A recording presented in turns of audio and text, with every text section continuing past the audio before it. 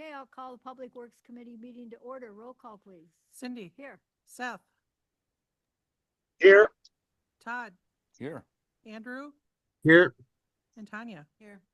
First period for public comment. No one here. If anyone is online and would like to make a public comment, please leave your name, address, and limit it to 3 minutes.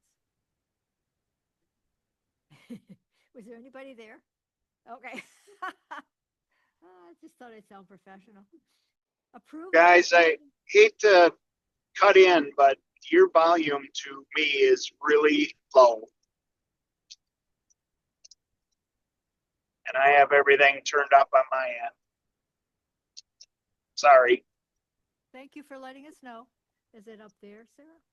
Is it better if we're really close to the microphones? As always, that helps, Lori. Lori. That was But it- Tanya. Oh, sorry, Tanya. It was good when we first started out and you guys weren't able to hear us. I was able to hear Nate better. I don't know if that was because it was coming through his computer, but I'm sure I can survive. The raindrops just aren't helping. I'll talk loud. Talk louder. Approval of committee minutes from November 4th, 2025. Approve the committee minutes from November 4th, 2025. Tanya, second. Any questions, comments? All in favor, signify by saying aye. Aye. Hi. Aye, motion carries. Review and approval of pay request number 5 for Center Avenue project.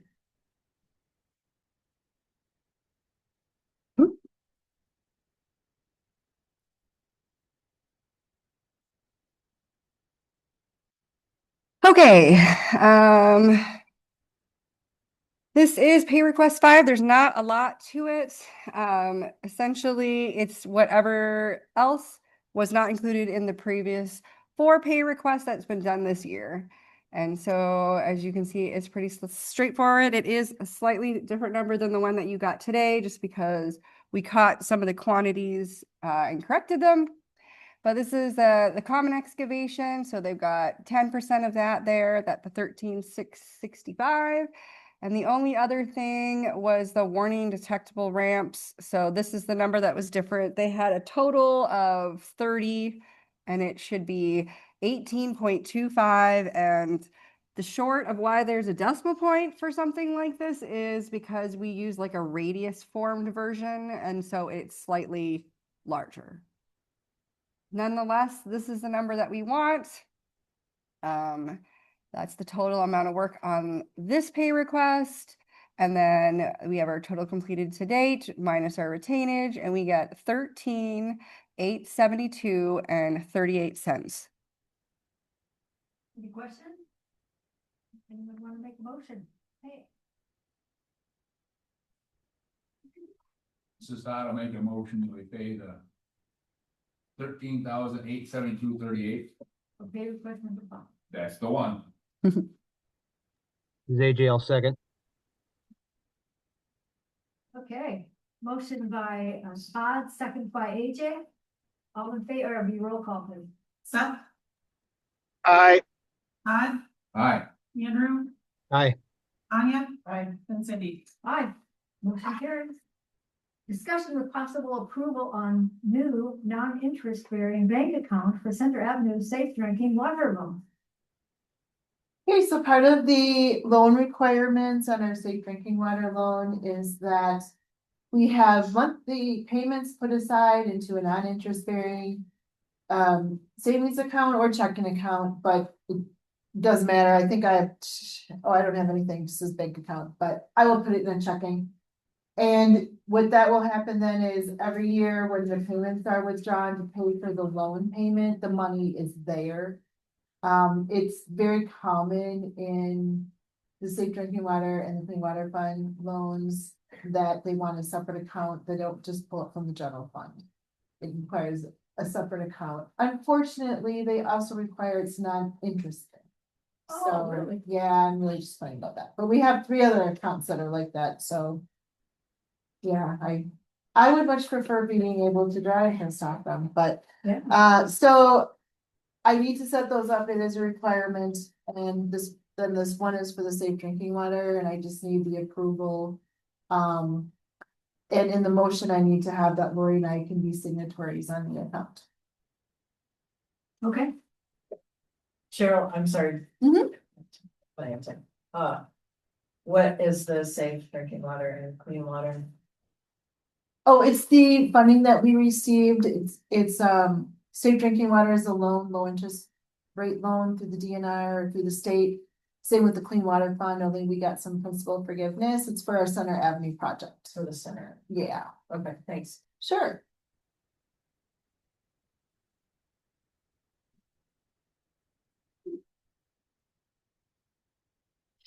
No.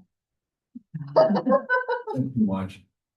Okay, no, but, you want me to, approve the, new non-interest bearing bank account for the Center Avenue Safe Drinking Water loan? with, I see it says Two Center Avenue right there. with two That's okay. signatories. With the utility clerk and the city clerk as the signatory. With the utility clerk and The city clerk. the city clerk as the signatory. Got a second. Very good. Okay, He's saying that.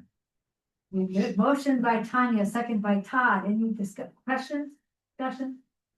Okay, roll, or not roll call. Voice vote. I, Okay.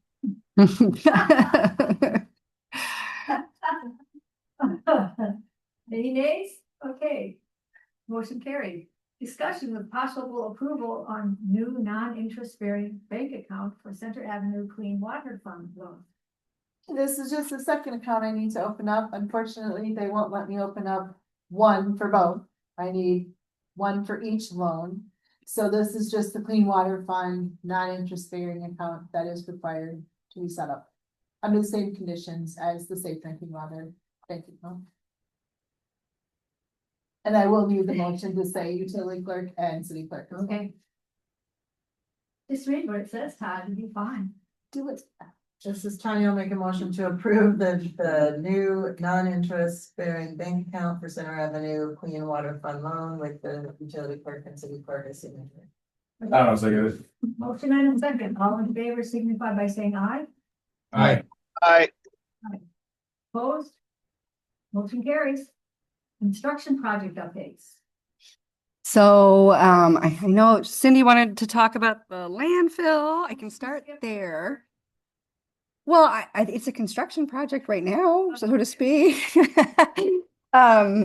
So last week while I was gone, they went out again and did some digging right on our property line along the east side of the landfill, essentially like by the church there.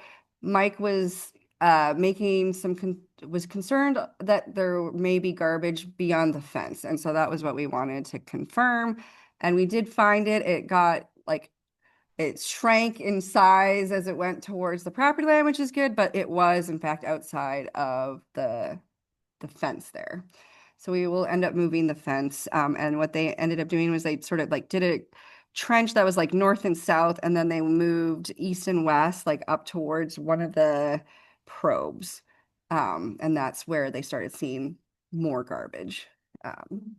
So they ended up sealing the top part of it, so to speak. So not keeping a gravel stone on the top. They don't want to get water in there, but they did put a vent up there. So you'll see this quite large, might call it a candle, but just a vent that's outside that's quite high up in the air. So that's what's happened in the last week. So they'll be out there again when they're doing the construction of the Hanson farm along that north side, excuse me, to make sure they're sort of making a clay cutoff along that property line. But is there anything specific that you wanted to know? So you said that they have to move the fence because the fence isn't where the boundary, this property line is. Correct. That's the short of it, yeah. Okay. But there still shouldn't be garbage where there is. Correct. That is not considered a part of the landfill. That section was not under the cap. So yeah. Under the cap. So when they close the landfill, they cover it with, yeah, a clay layer. Oh. So it was not, it was beyond the designated limits. Okay. And Sarah was telling that, and they maybe said this and I missed it, but they dug down 5 feet to get to it. Yeah, that's about most of because they usually have like multiple layers and then the top cap, which is about 2 feet. So that makes sense that it was about 5 feet. The rest of it was about 5 feet down as well. And then the garbage layer was like sort of like started thinning out as you got to the property line. But as they moved towards the probe, it was about 5 feet thick of garbage as well. So I know this is maybe not the property line, you can't put a fence right on the property? Yeah, we certainly can. We. Yeah. Oh, Yeah, we'll do that. That's the next step. He just wanted to, I thought that'd be 3 feet off the property line. oh, maybe. Yeah, we'll have to make sure we hit the proper setback distances. Yeah. Okay, anybody have any questions? Yeah, let me know if you have any more questions. Hanson property, they worked on getting all of the crossings and the water and sewer main on Chicago Avenue installed. And so that'll go up to what'll be Road A. So at some point, we're gonna have to name all these roads, but what is currently Road A, so that will in the future then be connected all the way through to the Walmart intersection. And so they basically put all the water and sewer up to that point and did all of the crossings across Chicago because there was sewer goes along the west side, so they need to cross the road. Water went along the east side, but then posing for potential future build on the other side of Chicago, west side of Chicago. So we did all that and they ended up getting it paved. So that was pretty impressive because we didn't want it open again. I mean, not fully open, but gravel again, because even though they claim to be there and fix it all the time, it gets so worn through the winter that it's just really hard, even at that. So we're happy with that. They're not working this week, but they'll be back next week and they'll just work until the weather allows, essentially. So And then the actual construction will start in spring, April, should you say? like of the buildings, is that what you mean? I think they're the Later. development agreement, I believe it's a June 30th cutoff, something like that. It's either June or July. So there won't be anybody building anything besides infrastructure until midsummer. In case anybody asks. Yeah. Okay, but otherwise it's going fine. So far, so good. They managed to get a lot done this last couple weeks. So yeah. So we'll see what happens from now on. It's just day by day. Right? Yeah. Anybody have any questions?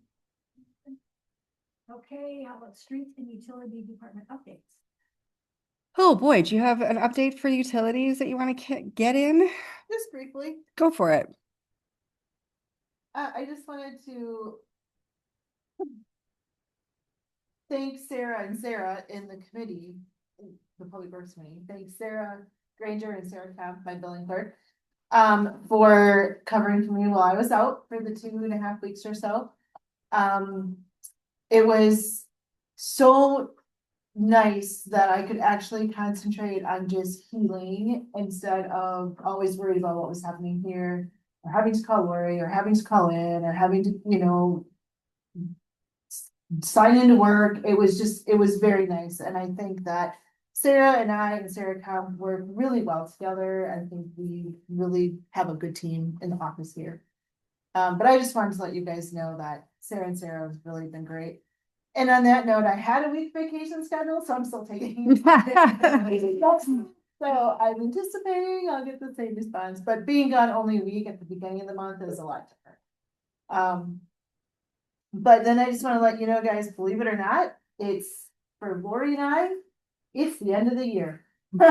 So we are already starting to prepare for year end and beginning of year and audit and entries and all that kind of stuff. So that's what will keep me busy the rest of December and among my other stuff, but wrapping up the year already. It's crazy. Wow. Thank you. Okay.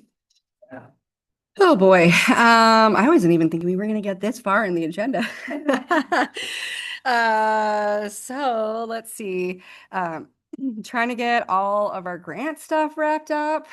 So we were happy to finally get our last payment for our EPA grant just this weekend. But now I get to do the final report. So taking care of that, then making sure that we're in a good spot with the Clean Water Fund and getting all our loans documentation in.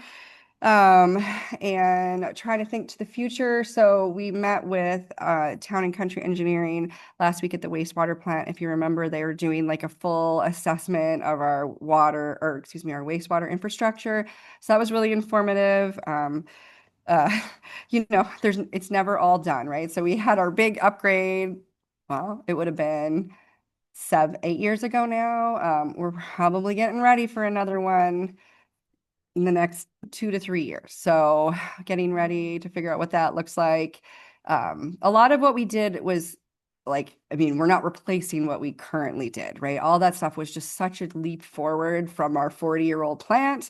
But there was stuff that we didn't do last time. And then just making sure we're prepared and dealing with like our extraneous flows. Because if you remember, we did that I&I study, the inflow and infiltration study. So meaning things that were coming into the system that weren't sewage. So primarily rainwater, right? And so we have been doing a lot of work, but it has improved, but it hasn't eliminated it, right? And so we're sort of at the point where we need to think about like, okay, we need to at least make sure we're on a regular peak basis meeting our flow requirements so that it doesn't impact the wastewater plant. Like when we get high flows, essentially we wash out a lot of our microorganisms that we've cultivated, and we don't want that because then it gives us a hiccup, so to speak, in our treatment. So that was informative. The other big thing that we talked about, and you'll see probably in the new year, is a proposal to look at our J Street lift station. We knew that one. It's been on the capital improvement plan for, I think, 15 years now.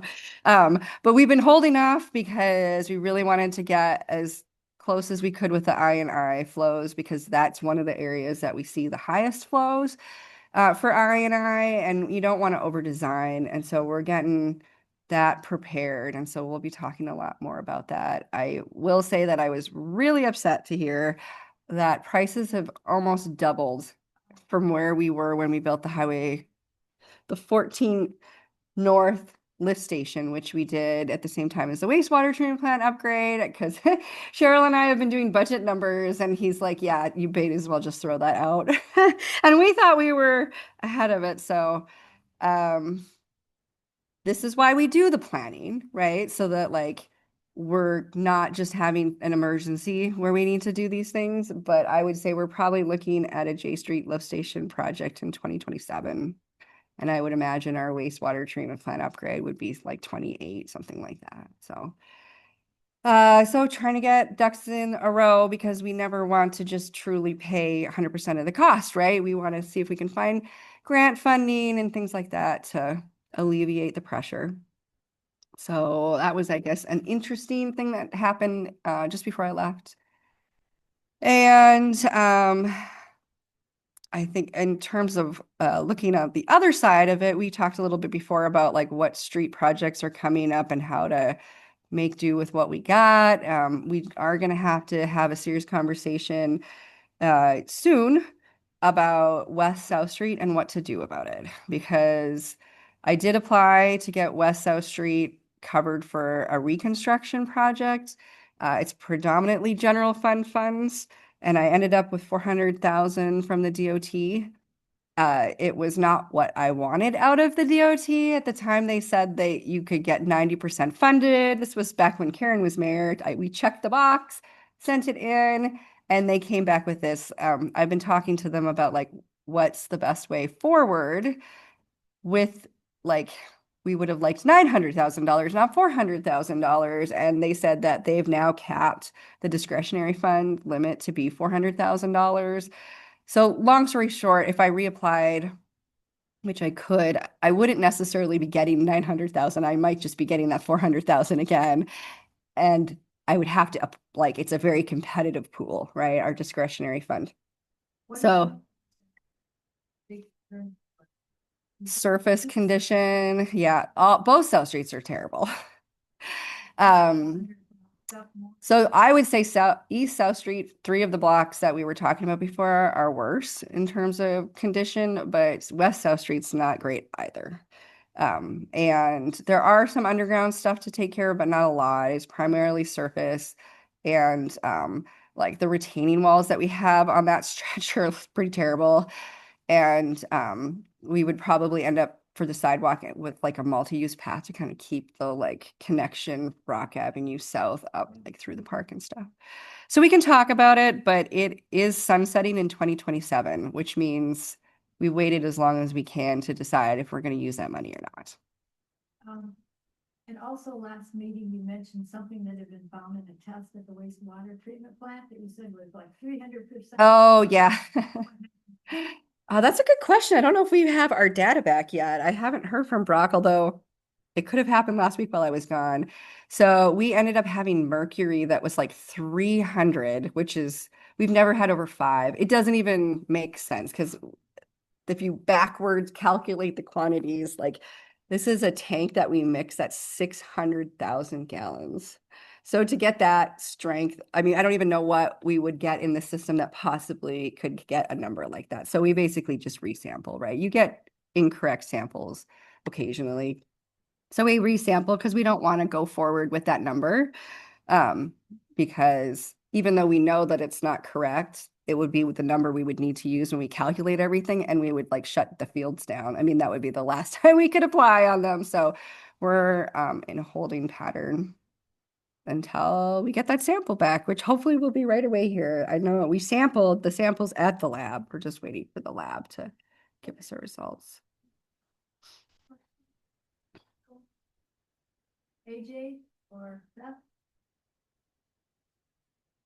They're probably just trying to concentrate in the fog. Oh, and the quiet voices. Okay, second period for public comment. Hi, John. Anybody online now? There is one person online. I'd like to make a public comment, wherever you are, now is your chance. Okay, adjournment. That'll make a motion to adjourn. Hey. Motion by Todd, second by Tanya to adjourn. All in favor signify by saying aye. Aye. Aye. Aye. Motion carries. We are adjourned. Thank you very much. I can do You got that? Got long. And I'm glad Tanya's there. I'd have been glad to leave about my fate.